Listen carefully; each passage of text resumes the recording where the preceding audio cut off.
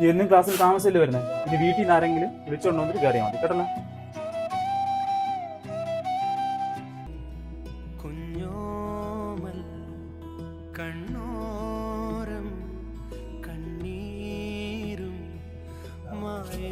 എന്താ കഴിക്കാത്ത?